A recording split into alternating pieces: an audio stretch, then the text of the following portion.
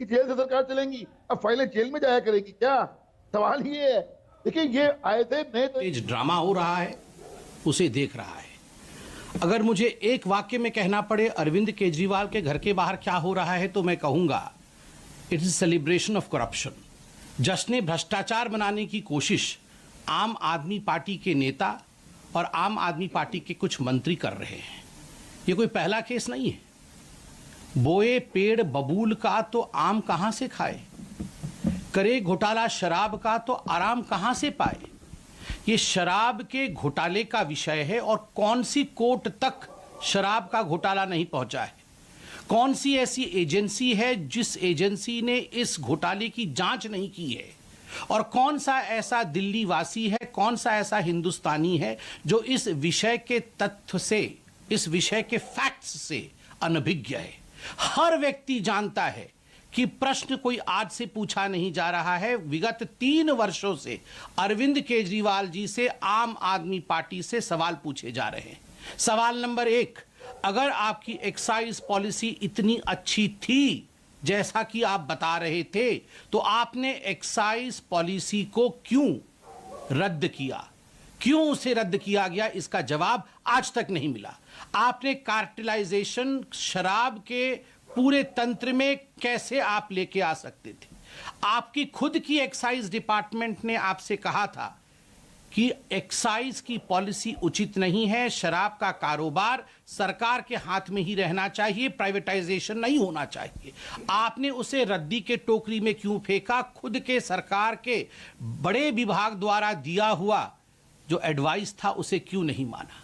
Black listed company को आगे बढ़ा करके अपने यारों को, अपने दोस्तों को ठेका देने का काम क्यों किया? सबसे बड़ा प्रश्न उठता है। पहले 5% कमीशन दिया जाता था, आपने बढ़ा करके 12% कमीशन किया, और बैकडोर कमीशन जो 7% की अधिक कमीशन थी वह आपने ब्लैक मनी के रूप में रिसीव किया। क्या दिल्ली की जनता समझती नहीं है? क्या हिंदुस्तान की जनता इन बारीकियों को जानती नहीं है? विजय नायर कौन था? आज रिकॉर्डेड स्टेटमेंट है, स्टेटमेंट्स हैं ईडी के पास, सीबीआई के पास, उन तमाम जांच एजेंसियों के पास जिन लोगों ने कई करोड़ रुपए किकबैक के रूप में रिसीव किया, और रिसीव करके इसको कहां कहां ठिकाने लगाया, किस बैग में इन्हें लेके गया। ये सारे विषय आज पब्लिक डोमेन में है। इन सारे विषयों की जांच हुई है। 14 महीने से मनीष सिसोदिया इसी विषय में जेल की सलाखों के पीछे हैं।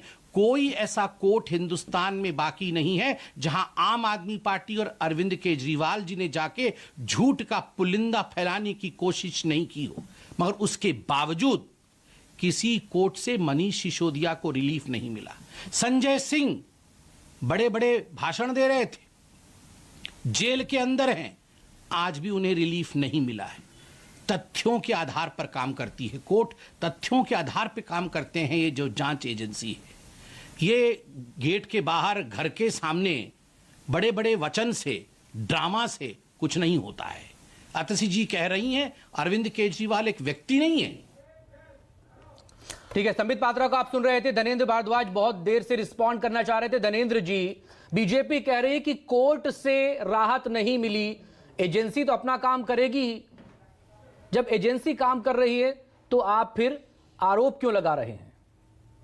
देखिए, एजेंसी जो काम कर रही है, अभी आपने सवाल करा हरीश खुराना से, हेमंत बिस्वा शर्मा, अजीत पवार, नारायण राणे, छगन भुजबल, भावना गवली, संजय पाटिल, येदुरप्पा, रेड्डी, बंधु बेल्लारी वाले, ये तमाम वो लोग हैं जिनके खिलाफ सीबीआई ईडी की जांच चल रही थी, लेकिन किसी की गिरफ्तारी हुई?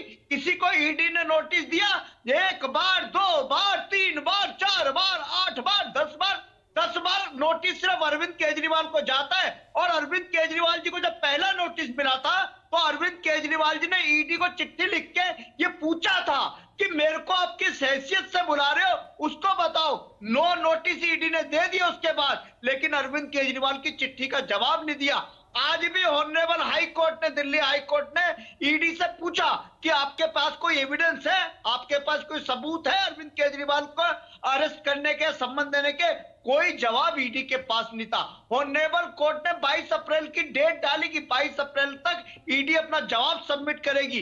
कोर्ट की हेयरिंग खत्म होती है और 2 घंटे के अंदर ईडी अरविंद केजरीवाल के घर में उनको अरेस्ट करने पहुंच जाती है। इसका मतलब क्या है कि ईडी जानती है कि ऑनरेबल कोर्ट से केजरीवाल जी को रिलीफ मिलेगा, लेकिन सुनवाई शुरू होने से पहले 22 अप्रैल की डेट आने से पहले अरविंद केजरीवाल को अरेस्ट कर लिया। और फिर मैं कह रहा हूं कि नरेंद्र मोदी जी ने ईडी और सीबीआई को लगाया हुआ।